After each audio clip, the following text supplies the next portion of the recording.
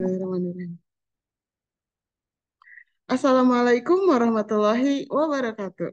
Waalaikumsalam warahmatullahi wabarakatuh. Hai kawan pajak, berjumpa kembali kita di podcast KPP Madya 2 Bandung, Siniar Madu Bijak, Madya 2 Bandung, Bincang Bincang pajak. Pajak. Kali ini episode perdana ya di tahun 2024, kita akan membahas mengenai PPh satu terbaru yang fokusnya saat ini ke FAQ ya, karena kita sudah beberapa kali kelas pajak. Kita langsung aja untuk masuk ke materinya ya. Oh ya, sebelumnya Kak Rahman nih, apa kabar? Alhamdulillah baik, Baik, Rida. ya. Rida gimana? Alhamdulillah ini Sedang agak sudah batuk ya. lumayan sehat. Alhamdulillah. Semoga Eh, sehat. iya, izin pakai masker ya, karena kurang fit nanti takutnya batuk-batuk di tengah jalan. Baik, kita langsung aja ya ke materi supaya kita bisa manfaatkan waktunya dengan baik, karena ternyata pertanyaan masih banyak dari web Ya, meskipun sudah 3 kali kelas ya, tiga pertanyaan kali masih kelas. banyak dan mungkin ada WP yang belum hadir ya kelas pajak. Iya, Jadi kita betul. tunggu di podcast supaya bisa share, mungkin dibaca ulang atau yang mungkin ikut kelas pajak dan belum terlalu memahami juga bisa mengulang lagi gitu Betul, ya betul, materi betul. kita. Dan mungkin masih ada banyak lagi selain dari yang sudah kita kumpulkan ini, tapi ya semoga dari yang sudah kita kumpulkan FAQ-nya ini bisa sedikit mencerahkan gitu ya, memberi pencerahan tentang PPh satu yang terbaru. Oke, jadi untuk dasarnya tentu PMK 168 ya, tahun 2023. Oke, sebelum ke materi, terima kasih dulu ya atas kontribusi wajib pajak dalam menghimpun penerimaan negara di sektor perpajakan, sehingga penerimaan kita di tahun 2023 kemarin memenuhi target. Lebih bahkan ya 102%. Kemudian terima kasih juga untuk tidak memberikan imbalan dalam bentuk apapun terhadap seluruh pelayanan yang diberikan oleh petugas kami, karena pelayanan di DJP itu tidak dipungut biaya apapun. Jadi waspada ya ketika ada yang meminta imbalan atau misalnya ada yang meminta biaya atas layanan DJP, itu bisa dipastikan kemungkinannya adalah oknum DJP. Kemudian bantu kami dengan tidak memberikan hadiah atau pemberian barang termasuk bingkisan parcel atau hampir lebaran dan sejenisnya yang dapat diindikasikan sebagai gratifikasi atau suap. Ini terkait dengan pembangunan zona integritas menuju wilayah bebas dari korupsi yang dibangun di KPP Madya 2 Bandung. Jadi mohon dukung kami dalam melaksanakan pembangunan zona integritas menuju wilayah bebas dari korupsi. Maaf. Jadi kita berkomitmen Manado Bandung itu untuk membangun zona ini itu memohon partisipasi ya dan dukungan karena tidak bisa sendiri, jadi butuh bantuan dari stakeholder semua untuk bersama-sama kita menjaga lingkungan yang sudah baik ini di KPP Madya 2 Bandung. Seperti yang tadi sudah disebutkan bahwa pelayanan tidak dipungut biaya dan kami seluruh pihak dilarang memberi ataupun menerima gratifikasi seperti itu. Jadi kalau misalnya menemukan hal-hal yang mencurigakan atau tidak sesuai ketentuan, tidak sesuai standar dan semacamnya, boleh nanti silakan lapor ke saluran pengaduan ya. Di sini ada 7 secara resminya, itu bisa melalui telepon, melalui fax, melalui email, atau bisa juga datang langsung, bisa melalui website juga, atau kalau misalnya yang link yang sudah kami kumpulkan itu ada di Hailing Me Sigap 459. Itu bisa langsung ke situ. Nanti ada linknya, mau lapornya lewat DJP atau lewat Kemenkyu atau lewat langsung yang nasional, itu bisa ya. Jadi bantu kami untuk memberantas segala sesuatu yang kami yakin bukan dari petugas kami sendiri, tapi ada oknum lain. Nah, dengan bantuan Bapak Ibu semua, kita bisa memberantas segala hal yang tidak sesuai dengan komitmen integritas. Baik, ini dia implementasi dari PP 21 ya, merupakan implementasi dari PP 58 tahun 2023 dan PMK 168 tahun 2023 yang kemudian dilengkapi dengan Per 2 tahun 2024 tentang tata cara atau bentuk-bentuk dari bukti potongnya. Oke. Nah, kita sebelum ke FAQ, kita bahas dulu 2 slide aja, nggak banyak. Bahwa ada Refresh ya. refresh kita ya ada sedikit intisari gitu dari perubahan tersebut tuh apa aja gitu. Jadi total bisa dibilang ada 3. pokok perubahan di PPh 21 di 2024 ini. Hmm. Yang pertama yaitu adalah perubahan aplikasi pelaporan elektronik dari yang sebelumnya aplikasi berbasis desktop ya, yang kita kenal dengan ISBT PPh 21, sekarang ke aplikasi berbasis web yang kita kenal dengan EBUPOT 2126. Kemudian ada penyesuaian bentuk formulir. Ini untuk mengadopsi kebutuhan dari PMK 168 tadi. Nah, penyesuaian bentuk formulir itu yang tadi terakhir yaitu per 2 tahun 2024. Itu adalah dasarnya. Kemudian yang ketiga ada penambahan formulir bukti pemotongan bulanan 17.218 yang di ketentuan sebelumnya belum diatur. Nah, ini tuh yang eh, baru banget gitu, baru banget yang kemarin-kemarin itu sempat pada bingung gimana caranya, tapi ternyata semudah itu gitu ya, kalau misalnya sudah masuk ke Ibu Kota 126-nya, dan ini adalah formulir yang diberikan untuk masa Januari diperpanjang gitu ya waktunya, ada masa peralihan. Jadi untuk bukti potongnya bisa disampaikan kepada karyawannya atau penerima jasanya, penerima imbalannya itu, penerima penghasilan maksimal di akhir Maret 2024 yaitu 31 ya. 31 Maret besok hari Minggu. Itu tiga pokok perubahannya. Kemudian nah, Kemudian resumnya ya. Resum dari PMK 168 tahun 2023 ya. Jadi kita sampaikan kembali bahwa ketika memberi kerja, memberikan penghasilan ya kepada eh, orang ketiga gitu ya, kepada apa pihak lain gitu ya, pihak-pihak lain, maka harus diposisikan dulu nih apakah yang kita beri penghasilan itu pegawai tetap atau pensiunan, apakah PNS, TNI, Polri atau pensiunan, apakah dia itu anggota Dewan Komisaris yang menerima penghasilan tidak teratur, apakah dia pegawai tidak tetap, kemudian atau dia bukan pegawai atau peserta kegiatan atau peserta program pensiun atau mantan pegawai. Nah, itu harus kita pilah klasifikasi dulu. dulu, pilih dulu ya, kita memberikan penghasilan ke siapa. Gitu. Kalau Oh, kita sudah total ada 8 ya? ya ada 8 penerima ya, penerima 8. penghasilan ya, subjek penerima penghasilannya itu, kalau kita sudah menentukan mau penerima penghasilan kita siapa, maka untuk pegawai tetap diterapkan setiap masa pajak itu menggunakan TER gitu ya, perhitungan PPh-nya. Kemudian untuk di masa terakhirnya itu menggunakan tarif pasal 17 gitu. Kemudian untuk anggota Dewan Komisaris yang menerima penghasilan tidak teratur itu diterapkan untuk setiap macam pajak dengan menggunakan PPh 21 TER ya.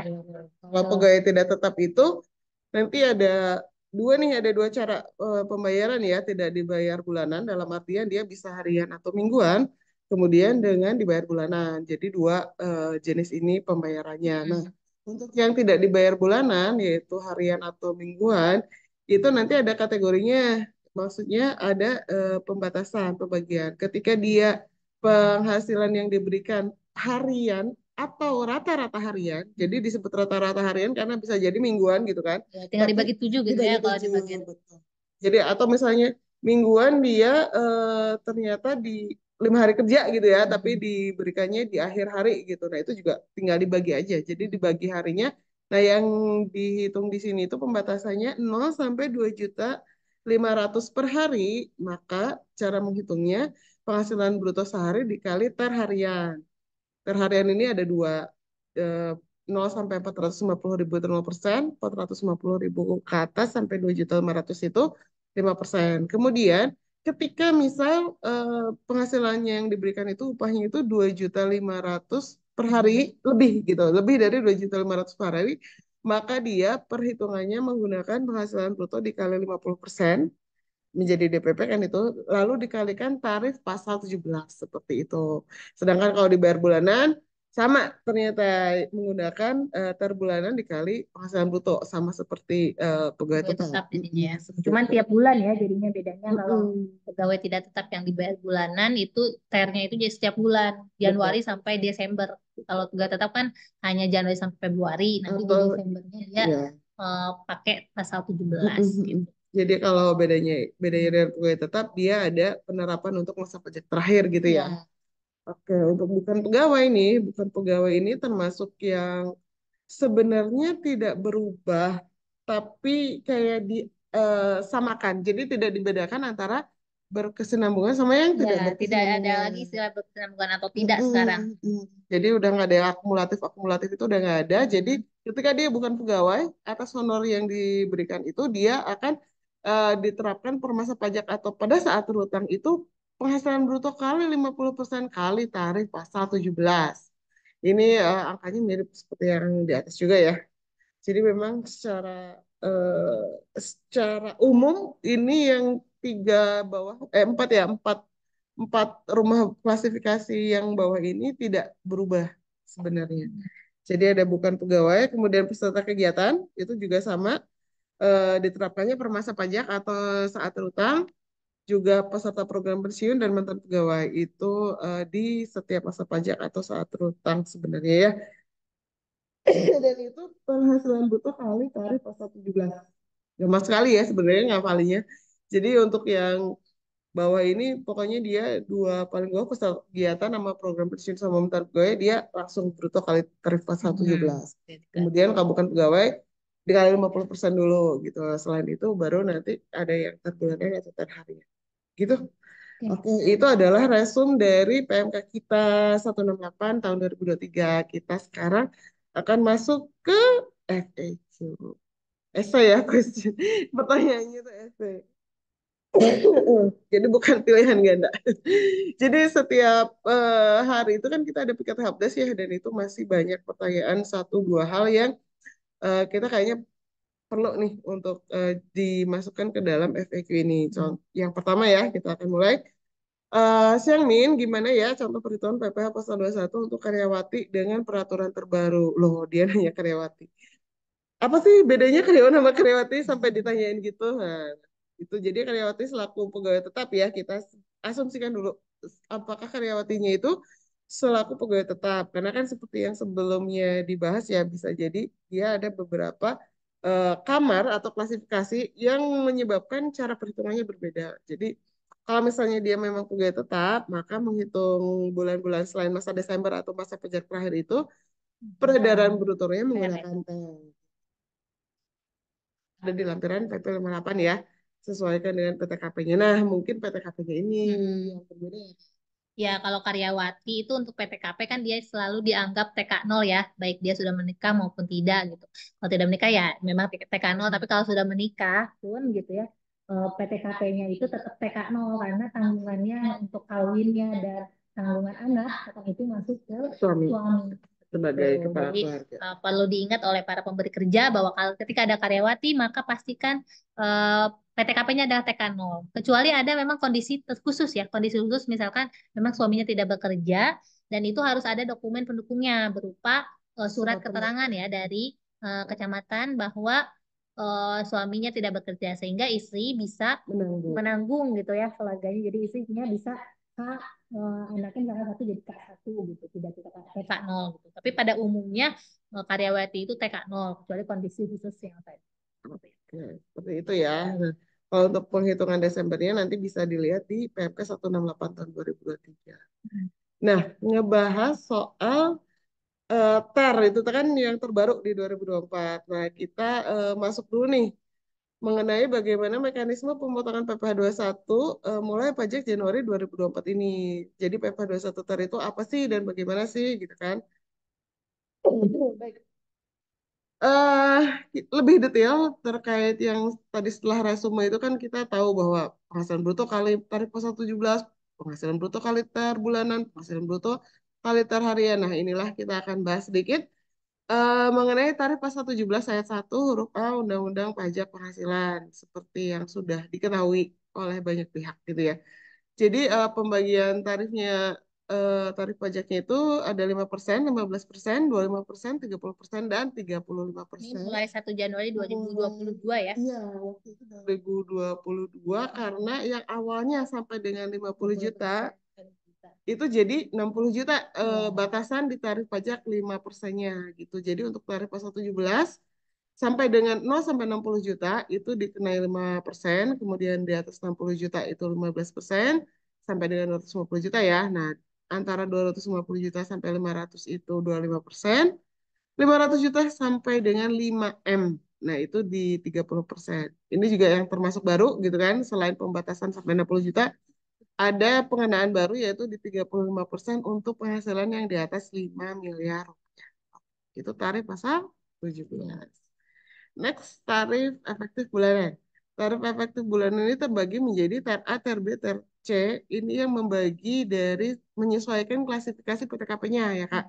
Jadi bisa dibilang yang tar A itu satu orang sampai dengan dua orang. Jadi eh, dia tuh TK atau dia TK punya satu tanggungan atau dia kawin Kawin tapi dengan belum nol punya. tanggungan.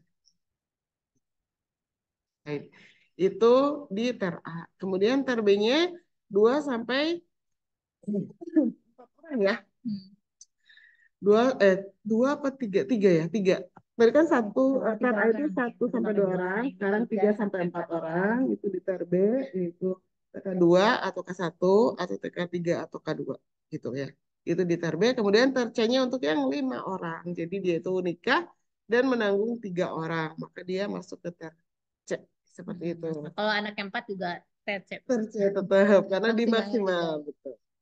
Nah, untuk tarif efektif hariannya yang tadi sempat dibilang ya ini itu untuk yang pegawai tidak tetap ya Kak. Jadi dia kalau misalnya atau upah gitu ya, upah harian. Nah, ter, tarif efektif harian ini yang tadi untuk yang dibayarnya tidak bulanan, dia sampai dengan 450.000 0%.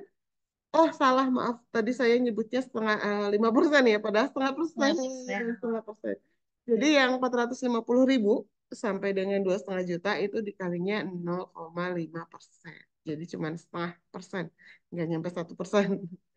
Gitu ya, itu dikalikan bruto harian atau rata-rata harian. Jadi yang tadi mingguan itu berarti harus Jadi dibagi. jangan langsung dikali pas seminggu ya. Gitu ya Harus nanti dibagi dulu. dibagi dulu rata-rata. Karena itu harian. Oke, nah ini ter A, ter B, ter C-nya nanti bisa dilihat di lampiran PP PP 58. 58. Nah, seperti itu. Kemudian, nah ini yang sempat jadi pertanyaan juga Kak. Jadi melanjutkan dari pertanyaan yang sering ditanyakan tadi yang masalah gimana yang terbaru, ini adalah termasuk yang ditanyakan.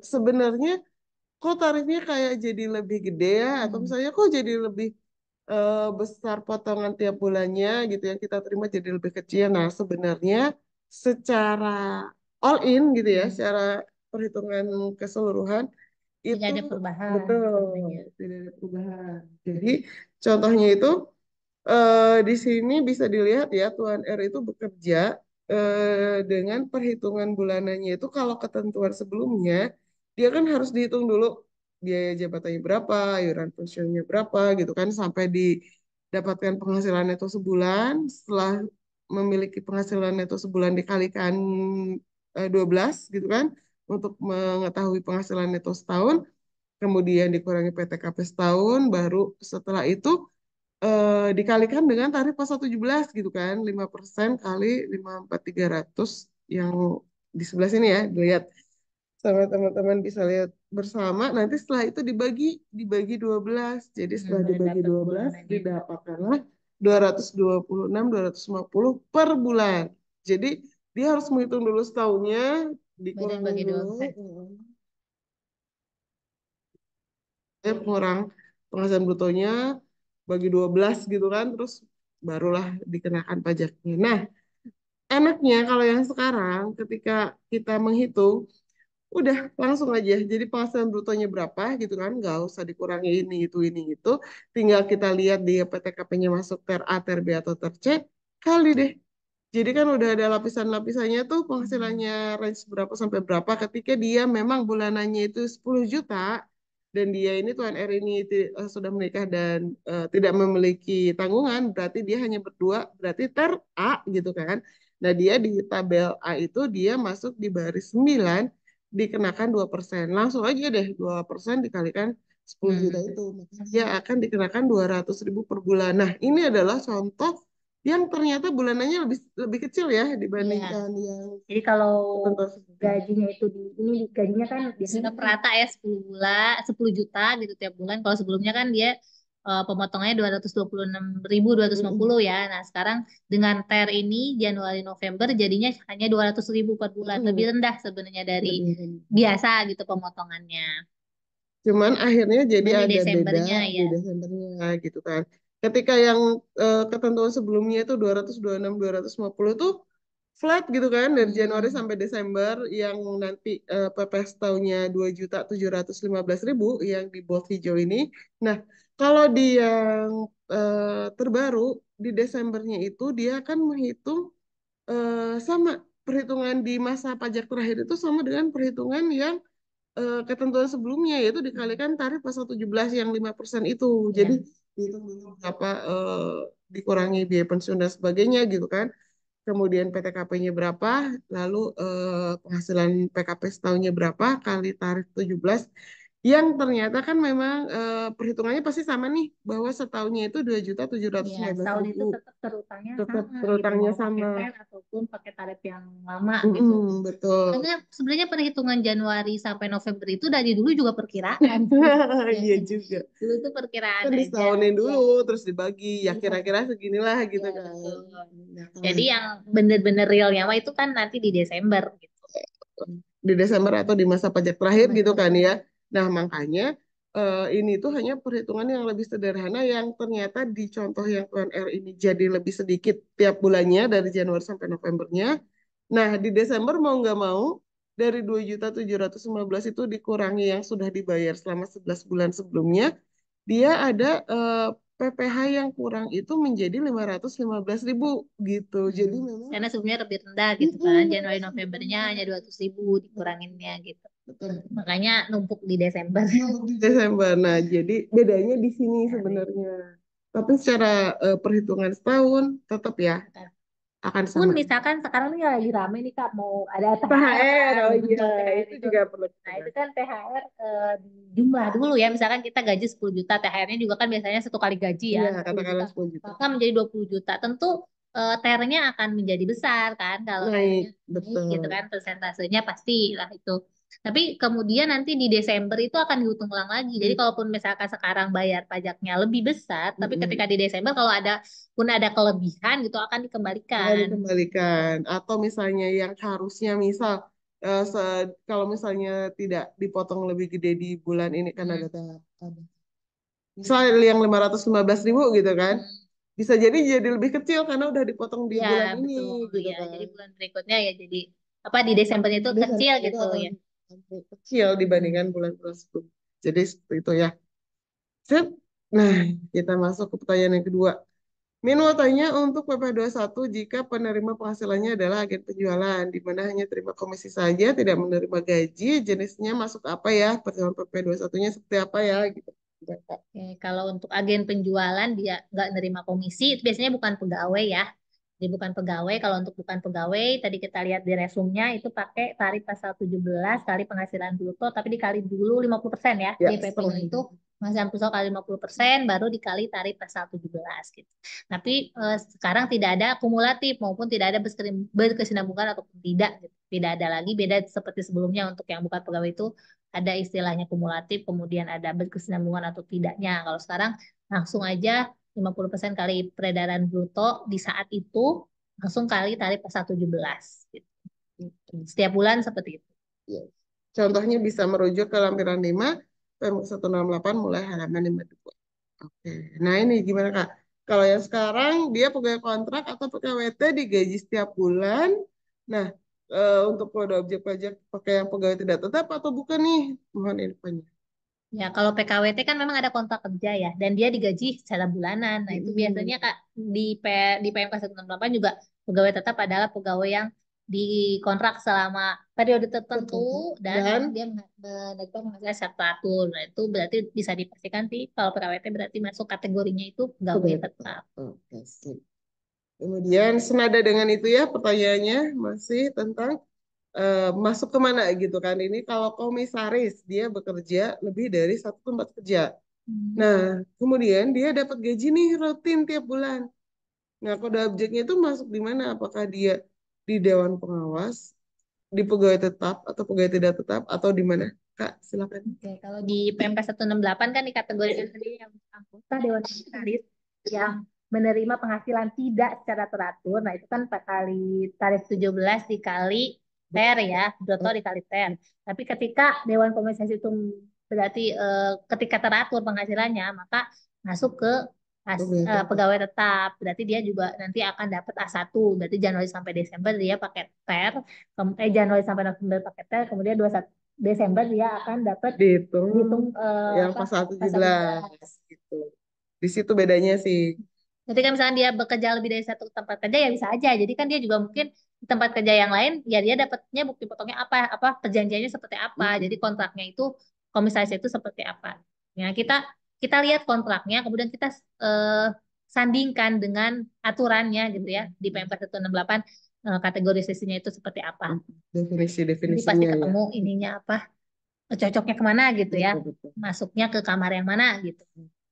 Nah, ini makanya next kita buat nih suatu resume dengan pertanyaan yang secara umum adalah apa sih gitu kan perbedaan pegawai tetap, pegawai tidak tetap dan bukan pegawai. Nah, wah ternyata semacam resume lagi gitu ya. Ya soalnya banyak banyak yang masih nanya ya apa sih bedanya gitu ya pegawai masih kadang-kadang beda tipis gitu kayak beda tipis. Oke, jadi untuk pegawai, pegawai tetap ya, yang paling atas itu adalah pegawai yang menerima atau memperoleh penghasilan secara teratur, termasuk yang barusan ya pertanyaannya, anggota Dewan Komisaris atau anggota Dewan Pengawas, serta Mm-mm. pegawai yang bekerja berdasarkan kontrak untuk suatu jangka waktu tertentu sepanjang pegawai yang bersangkutan bekerja penuh dalam pekerjaan tersebut. Itu masuknya pegawai tetap ya. Itu masuk ke Sebelum pegawai kita sebagai tetap. sebelum ke pegawai tetap Karina kan kita lihat dulu pegawai nah ada Ah, pegawai ini itu kan apa pegawai gitu itu ya? apa gitu. Di sebelah kiri Gimana? ini ada Hmm. definisi pegawainya. Pegawai itu adalah orang yang bekerja baik sebagai pegawai tetap atau tidak tetap gitu berdasarkan perjanjian atau kesepakatan kerja baik tertulis maupun tidak tertulis itu untuk melaksanakan suatu pekerjaan dalam jabatan atau kegiatan tertentu dengan memperoleh imbalan yang diterima atau diperoleh berdasarkan periode tertentu penyelesaian pekerjaan atau ketentuan lain yang ditetapkan pemberi kerja termasuk orang pribadi yang melakukan pekerjaan di instansi pemerintah gitu. Jadi ada definisi pegawainya dulu nih. Pegawainya dulu kemudian kita apa namanya? Cabangkan lagi pegawai itu ada pegawai tetap dan pegawai tidak tetap. Tadi Karina udah jelasin pegawai tetap ya. Jadi untuk yang tadi pegawai definisi pegawai itu adalah dia pokoknya punya perjanjian atau kesepakatan kerja gitu ya. Itu Hmm. dulu gitu. Nanti ada nih pegawai tetap atau tidak tetap. Pegawai tetap itu ketika perjanjian kerjanya itu untuk jangka waktu tertentu gitu kan dan Hmm. dia itu kerja terus. Kan kalau pegawai tidak tetap nih, dia itu pegawai tapi termasuk tenaga kerja lepas atau freelance gitu kali ya. Jadi apa sih yang membedakan dia? Ternyata yang membedakan adalah menerima penghasilannya itu hanya ketika bekerja atau berdasarkan jumlah hari kerja atau dari jumlah unit yang dihasilkan. Dihasilkannya. Jadi perjanjiannya tidak teratur. Tidak ter- Penghasilannya itu tidak Mungkin teratur. tidak Bisa, teratur ya tergantung. bisa jadi tidak teratur karena bulan ini sama bulan depan itu produk yang dihasilkan atau kinerjanya misal hasilnya seperti apa gitu kan. Hmm. Hari bekerjanya berbeda antara yang sekarang dengan yang masa berikutnya. Makanya ini adalah pegawai tapi penghasilannya tidak tetap Ya. gitu. Jadi dia Kalau pegawai tidak. pegawai tetap juga sih biasanya kan kalau pegawai tetap ada komponen yang tetapnya gitu ya. Gaji itu pasti gaji pokok tuh Iya, selalu tinggi iya, kan. betul-betul. Mungkin pegawai tetap juga ada yang tidak teratur penghasilannya karena misalkan ada tunjangan yang tidak teratur berdasarkan jumlah Bisa mereka jadi, itu bisa iya jadi betul, ya. betul, betul. Tapi kan Tapi pegawai di tetap tuh sini, ada item gaji pokoknya tuh biasanya betul. yang tetap gitu. Kalau pegawai tetap tuh nggak ada item gaji pokok yang Mm-mm. tetapnya. Dan yang itu tadi sebenarnya dia pembedanya itu dia menaik penghasilannya itu berdasarkan pekerjaan untuk yang pegawai tidak tetap ini. Hmm. Sedangkan untuk yang pegawai tetap dia bekerja penuh sepanjang dan dalam jangka waktu tertentu gitu. Hmm. Untuk masalah tunjangan apa komponen gajinya apa saja, penghasilannya apa saja itu bisa jadi memang sama-sama fluktuatif gitu ya. Tapi Hmm. dia ada kontrak yang menyebutkan bahwa dia itu tetap gaji tetapnya sekian gitu kan. Kurang lebihnya gitu ya, Kak. Oke, nah, udah tetap udah, tidak tetap udah. Bukan pegawai sekarang Nah, kan ya. udah. Nah, kalau anggota Dekom udah jelas gitu ya, tadi kan tarifnya gitu. Nah, untuk yang bukan pegawai itu contohnya apa sih gitu kan? bukan pegawai itu contohnya tenaga ahli yang melakukan pekerjaan bebas, seniman, olahragawan gitu kan. Nah, yang di bold kuning tuh pemberi jasa dalam segala bidang gitu. Jadi kayak tadi ada pertanyaan jasa apa tadi Kak, konsultan apa? Agen, Agen agen penjualan. penjualan. Agen penjualan ini kan nggak jelas ya, maksudnya agen penjualan Ya, apa? pokoknya intinya setiap pemberi apa pekerjaan jasa yang dilakukan oleh orang pribadi itu namanya Itu dia. eh, Akhirnya bukan masuknya apa ke kalau bukan pegawai pegawai bukan gitu pegawai. kan. Kecuali Sering memang untuk yang hal itu seperti konstruksi itu kan ada aturan khusus ya ada itu sendiri. final. Nah itu udah Dia di PP 9 gitu mulai ya. ya Nah, selain itu tuh kalau di OP dia di sini. Di sini masuknya ke dianggapnya ke bukan bukan pegawai. pegawai. Oke, untuk yang kalau program pensiun peserta kegiatan sama mantan pegawai mah Ya kan jelas kita itu tadi ya. hanya membahas pegawai Mm-mm. tetap, tidak tetap, dan bukan pegawai ya biar Yes, lebih tiga itu jelas, ya lebih terang lagi lebih apa terang perbedaannya. perbedaannya antara bukan pegawai dan peserta kegiatan. Nah, ini tuh apa? Ini tuh contoh surat Mm-mm. perjanjian kerja. Kalau misalnya yang sebelah kiri itu perjanjian kerja itu untuk yang pegawai tetap biasanya. Nah, kalau pegawai tidak tetap itu ada yang di tengah nih surat perjanjian kerja harian lepas. Biasanya bentuknya seperti ini ya. Nah, kemudian untuk yang sebelah kanan itu surat perintah kerja itu untuk bukan pegawai biasanya. Dia bukan kontrak tapi surat perintah mengerjakan sesuatu. Dan mungkin satu lagi ya tambahan, jadi kalau misalnya pegawai tetap atau tidak tetap itu pekerjaannya kan biasanya sejalan dengan proses bisnis perusahaan. Nah, kalau Oke. bukan pegawai, misalnya surat perintah kerja itu kadang nggak sejalan gitu. Seperti kita misalkan di KPP nih ya, ada dokter yang memeriksa pegawai. Nah itu dia kan bukan pegawai, Bukan ya bukan bukan terkait pajak terkait gitu ya. dia kan terkait kesehatan kita gitu. Begitupun dokter yang apa di hire untuk mengecek di pabrik misalkan ya kesehatan pegawai pabrik seperti itu. Atau contoh lainnya misal kita terkait pelayanan publik nih, tapi kita misal butuh ada yang ngabarin hasil nih, misal rusak gitu kan. Ya, Nah, itu betul. bukan pegawai ya. Ya, kayak gitu ya untuk lebih terang lagi antara bedanya bukan pegawai dan Kalau karyawan. harian, kalau pegawai dan dia tidak tetap mah masih hampir sama dengan pegawai tetap gitu ya. Ya, Cuma bedanya biasanya biasanya kan kalau pabrik manufaktur tuh kalau misalkan lagi penuh, dia suka nge-hire pegawai tidak tetap tuh untuk misalkan hmm, merajut karena lagi penuh pesanannya jadi butuh orang butuh orang ada banyak gitu tambahan, tapi ya. dia tidak tetap nih Ya, bukan pegawai itu tetapnya biasanya dia. pegawai tidak Dia tetap. akan dilihat dari hasilnya gitu kan, Dan dibayar sejalan kan sesuai. itu sama proses bisnis perusahaan gitu. Oke, semoga udah mulai agak tercerahkan ya beda-bedanya. Next, wah ini masih ada banyak pertanyaan. Ini mengenai cara lapor karyawan warisan di Januari 2024 itu gimana Kak? Bukannya untuk kasus seperti ini tuh harusnya Mas apa pakai tarif pasal 17 ya gitu kan. Iya, Tapi betul. saat dilakukan upload yang bersangkutan terbaca tarif terbaru ini jadi ada kendala, salah satu kendala Oh. dari WP nih. Oke, Mm. gimana Kak? Jadi kalau misalkan resign di Januari, berarti kan akhir masa pajaknya Januari. Iya, Kan tadi TER itu hanya digunakan ketika kita memperkirakan penghitungan pajaknya selain masa pajak terakhir kan. Ketika misalkan Januari itu adalah dia resign, maka Januari itu jadi masa pajak terakhir dia. Jadi kita tidak menghitung PPh 21 TER ketika pegawai itu resign, tapi kita langsung menghitung pajak realnya. Kita hitungkan, kita buatkan 1721A satunya. langsung Itu a langsung di satu Januari. Cuma gitu. satu periode gitu. Iya, jadi dia nggak sempet tuh dihitung dikali tarif terbaru Ya, gitu ya. tidak langsung A1 di Januari, Jadi tapi satu kalau masa gitu ya. jadi kemungkinan pertanyaan yang ini tuh memang terjadi di awal-awal di mana dia belum di Ibu 42126-nya belum terakomodir yang untuk milih yang A1 Oh sepertinya gitu ya, ya. Sepertinya gitu. Cuman untuk secara ketentuan ketika dia adalah masa pajak terakhir dari pegawai yang bersangkutan langsung aja dibuat A1-nya gitu ya Kak. iya, Ini sejalan dengan pertanyaan berikutnya. Kamu tanya untuk hitungan PP 21 karyawan tetap yang pindah cabang. Nah, kalau untuk pindah cabang itu kan hitung PP di cabang sebelumnya itu bisa menggunakan pasal 17 atau tar aja Kak. Karena ini agak bingung nih karena di satu sisi ini emang karyawan gitu kan dan dia itu sebenarnya bukan berhenti, dia itu pindah hmm. cabang aja gimana Kak? Tapi kalau pindah cabang kan sebenarnya entitasnya berbeda ya. NPWP cabang itu kadang juga berbeda gitu. Jadi tetap Oke. ketika pegawai yang pindah itu di akhir masa masa yang bisa ke cabang yang pertama, nah itu ketika dia berhentinya itu dianggap sebagai masa pajak terakhir, tetap dibuatkan A1. Kemudian nanti juga di pemberi kerja yang kedua, meskipun cabang yang kedua itu dia dihitungkan ulang. Bisa sih apa si perusahaan itu berkoordinasi gitu ya ketika membuat A1, ketika membuat A1 untuk pegawainya itu berkoordinasi penghasilan neto sebelumnya di cabang sebelumnya berapa supaya pemotongannya pas gitu secara setahun seperti itu.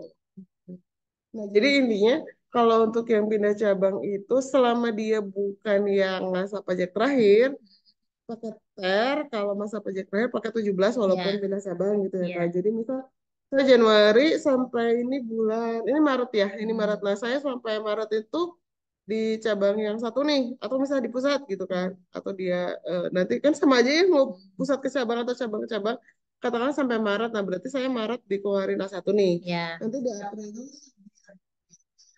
ya langsung tar kan, iya, ter lagi. langsung tar lagi baru nanti Tapi nanti di setelah di Desember ya. masa terakhir saya di cabang itu misal di Desember saya terakhir gitu kan nggak pindah di tengah-tengah lagi gitu. Oh dipindah di tengah-tengah lagi kan jadi tiga gitu kan. Tapi intinya ketika bukan masa pajak terakhir pakai ter lalu di masa pajak terakhir baru pakai A1 gitu ya Iya, Kak. betul. Nah, di yang keduanya tadi ketika bikin A1, yang Hmm, kedua itu gabung. silakan menggabungkan ya A1 yang dari pusat tadi, yang satu Oke. sampai 3 digabungkan jadi sehingga A1 yang di cabang tadi itu udah 1 sampai 12 tapi di dalam itu ada komponen penghasilan itu yang dihitungkan di pusat Oke, gitu. jadi kalau misalnya kawan pajak udah pernah coba buka gitu ya di Bupot 21, 26, itu kelihatan sih untuk pembuatan A1 itu dia akan ada komponen yang Penghasilan neto penghasilan sebelumnya itu gitu. sebelumnya sama yang sudah dipotong sebelumnya. Ya, Nah, di poin itu ya Kak, jadi kita betul. akan memasukkan A1 dari cabang yang satu yang sebelumnya, Mm-mm. nanti pada saat masa pajak terakhir di cabang yang kedua, kita masukkan di situ. Iya, betul. Ah, ini sama gitu ya pembahasannya dengan yang dua pertanyaan barusan itu Iya, dengan mekanisme pertanyaan yang bagaimana cara membuat bukti pemotongan bagi pegawai tetap yang berhenti bekerja di tengah tengah tahun. tahun. Oke, baik ini kita lanjut sebentar. Bisa kan? Oke, ini Nantinya mah digabung. ya, ini mas bukan yang record. Oke, untuk Tuan D ya, dia mulai bekerja di PTW. Ini contohnya sebenarnya ada di PMK 168 ya kalau Ya. nggak salah. Jadi sebenarnya bisa dicek sendiri. Intinya di sini itu dia masa pajak terakhirnya itu di bulan Agustus, maka Mm-mm. di Agustus itu dia tidak dihitung ternya nih. Dia Ya. kan Januari sampai Juli itu dia pakai ter di 8%.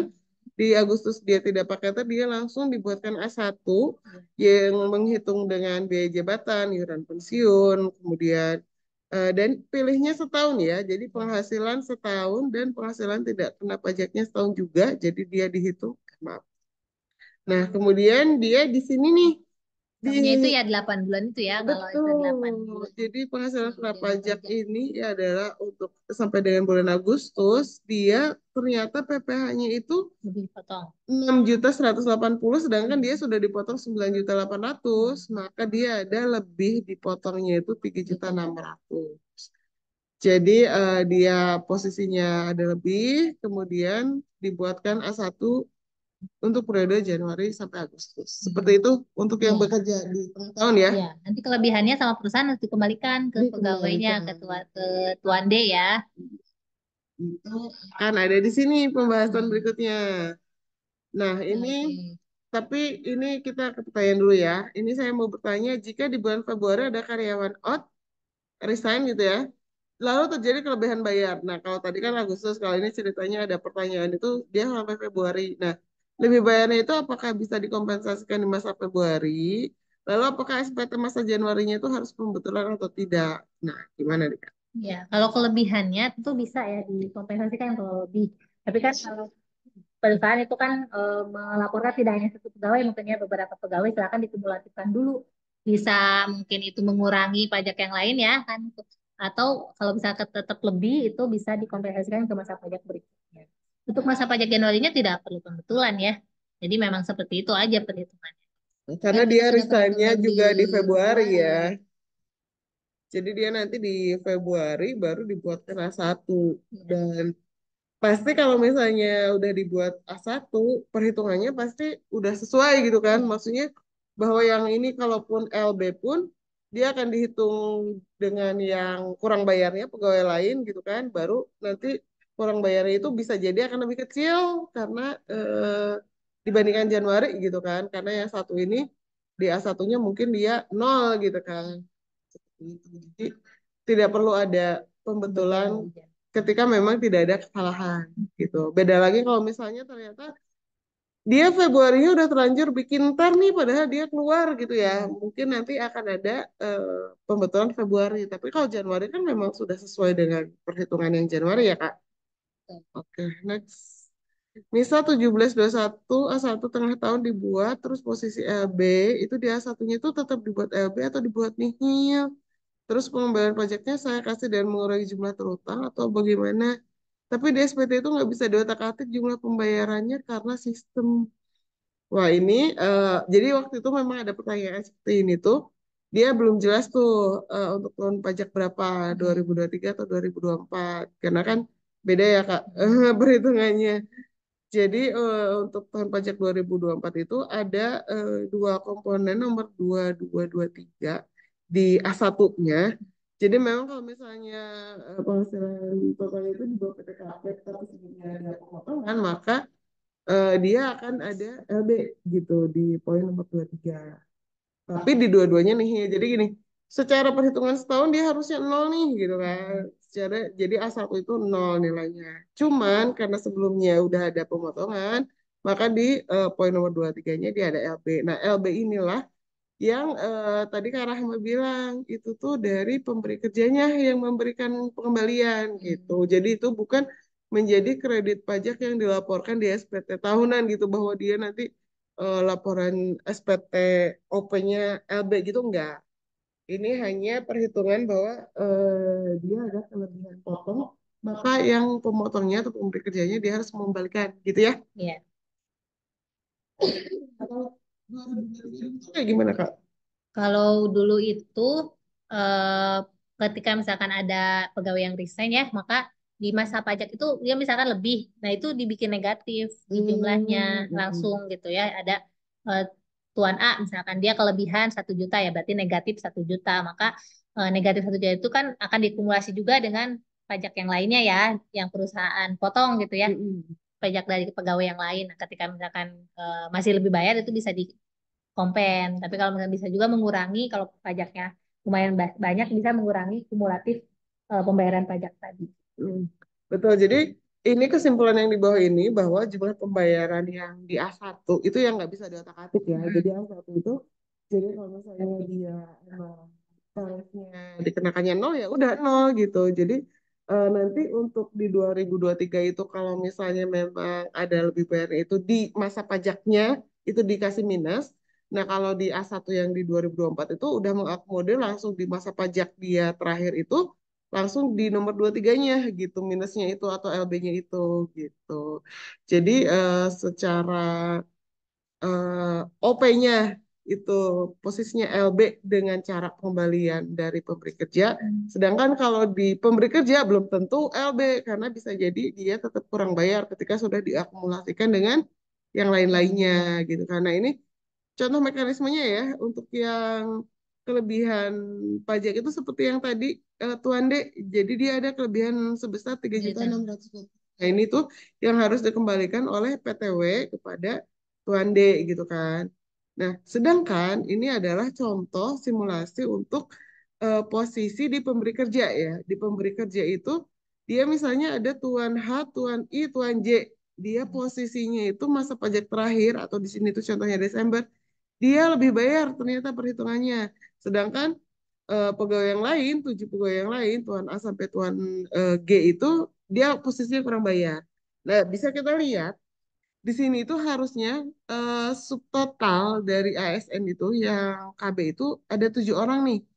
Dan dia terakumulasi ada 8.050.000 gitu ya dari 7 orang yang kurang bayar dari nomor 1 sampai 7. Kemudian karena dia ada 3 orang yang posisinya LB, maka pembayaran secara SPT-nya dari pemberi kerja itu Dikurangi yang LB ini nih, dikurangi 2.250.000, maka dia bayar SPT-nya, PPh-nya itu 5.800.000.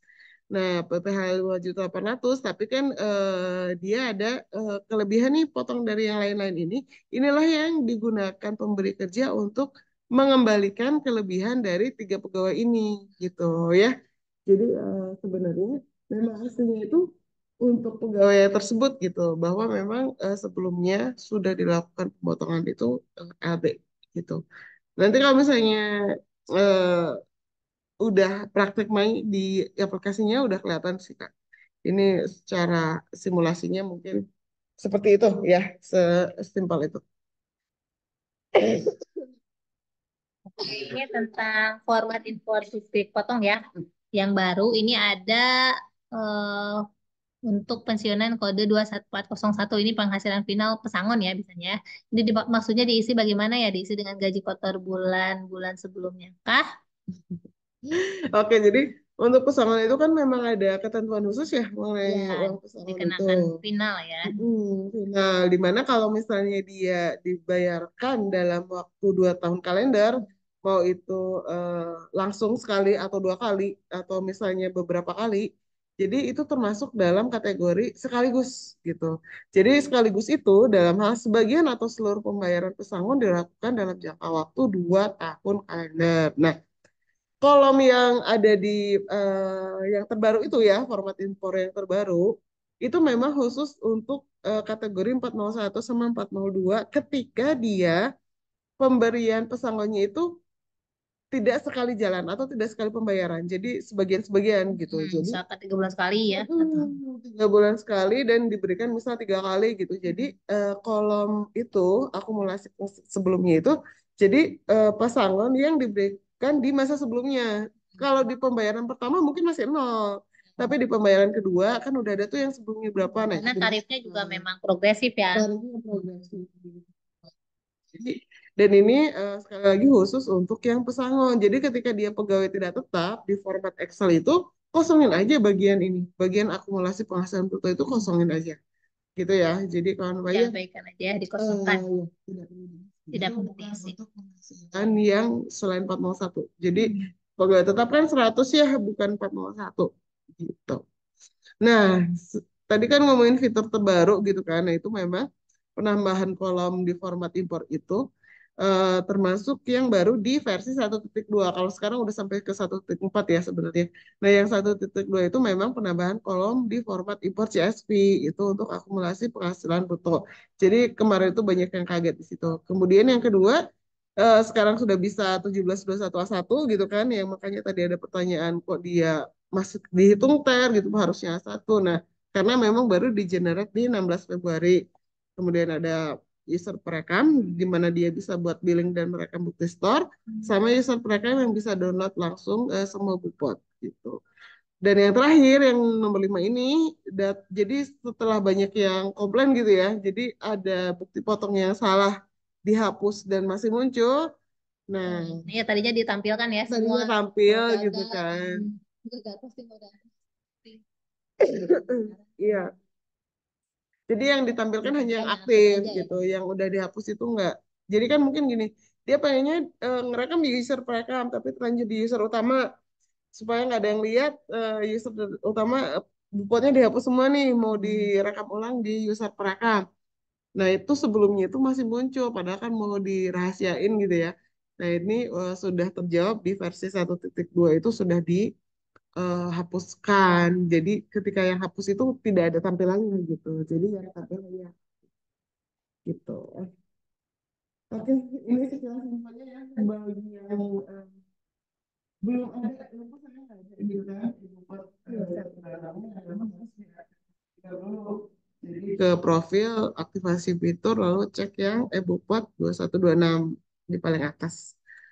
Oke, next ini adalah pertanyaan tentang Pak, untuk lapor SPT masa PPh satu itu harus punya sertifikat elektronik atau enggak? Nah, ini kaitannya dengan info update bukti potong terbaru di versi 1.4. Jadi ini bisa kita lihat ya ada dua pilihan, serta dan kode verifikasi. Itu adalah yang rilis di tanggal 16 Maret, itu versi 1.4 di mana perubahannya yang pertama itu penggunaan data lokal NIK DJP. Jadi kan sempat error-error terus ya ketika kita mau memvalidkan NIK dengan server Dukcapil karena server Dukcapil juga sering error. Jadi koneksinya juga suka terkendala. Jadi pakai data lokal NIK yang ada di DJP dulu gitu. Jadi dia akan masuk akan melink dulu ke server yang ada di DJP.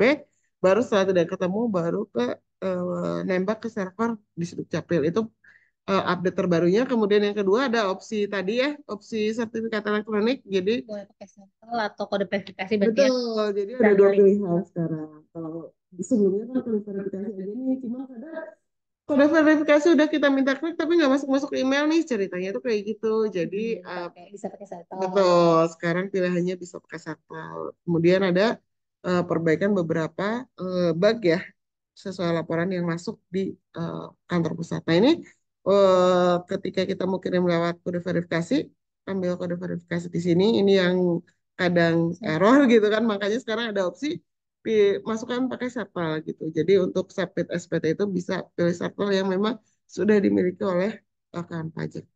Sip, ini kayaknya pertanyaan terakhir nih. Kak Rahel. Oke, Pak Jimin mau tanya untuk PPN apakah tetap wajib lapor? Nah, jadi kalau nihil tidak ada pembayaran gaji atau tidak ada pembayaran sama sekali ya dari pemberi kerja tidak berikan gaji, maka memang tidak wajib lapor ya untuk masa Januari sampai November. Nah, cuman untuk Desembernya tetap wajib melaporkan setahun sekali ya berarti. Karena masih ada peraturannya ya, Ya, Kak. betul. Ternyata tidak dicabut ya.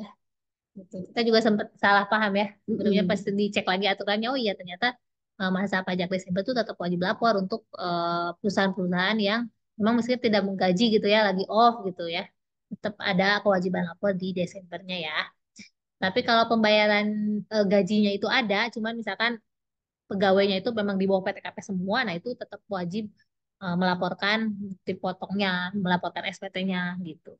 Oke, jadi perubahan di PMK 168 ini yang di pasal 20 ayat 4 gitu ya, berarti kalau sebelumnya ketika dia tidak ada PPh yang dipotong, dia Ya, nggak lapor nih. betul. Nah, untuk mulai tahun 2024 itu walaupun PPh-nya nggak ada, tapi kan ada tuh penghasilan yang diberikan kepada pegawai walaupun jadi ceritanya karena di bawah PTKP gitu kan, jadi 0% gitu ceritanya. Kalau dulu itu nggak lapor dia gitu kan.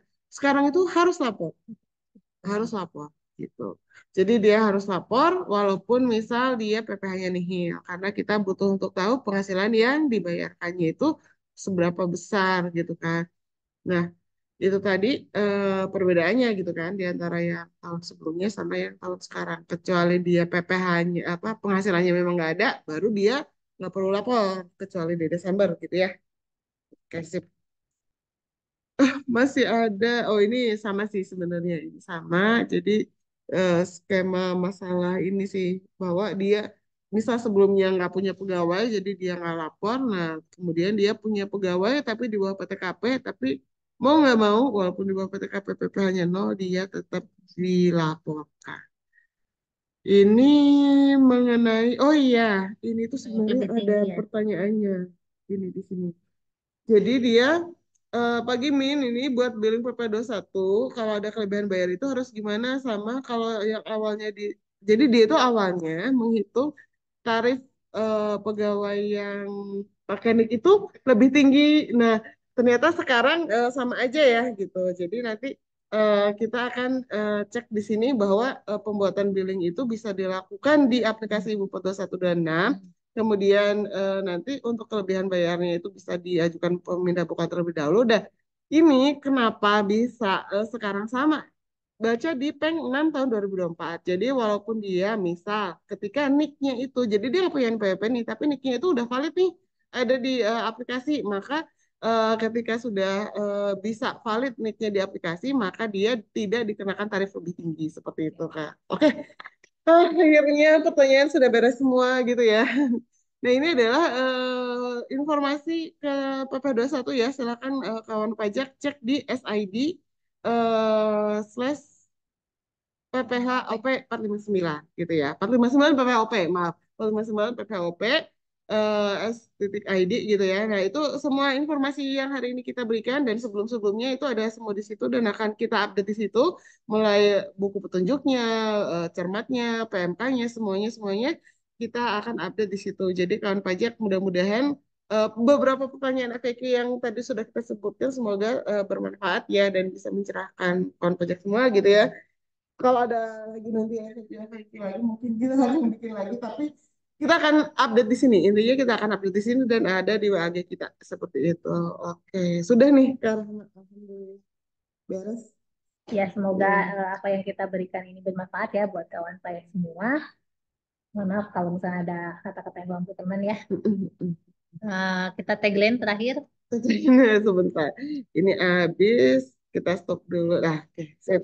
Oke, untuk tagline terakhirnya, oh sebelum itu kita tetap akan minta dukungan ZIWBK kita ya. Kami terus membangun zona integritas wilayah bebas dari korupsi, kemudian update terus di Telegram sama WA kita. Kemudian kontak di 081 220 226 459 kalau misalnya ada yang mau ditanyakan. Udah begitu saya. Wassalamualaikum warahmatullahi wabarakatuh. Pak Jakwat, apa Oke, yang sehat. sehat? Dadah semuanya. Assalamualaikum warahmatullahi wabarakatuh. Waalaikumsalam.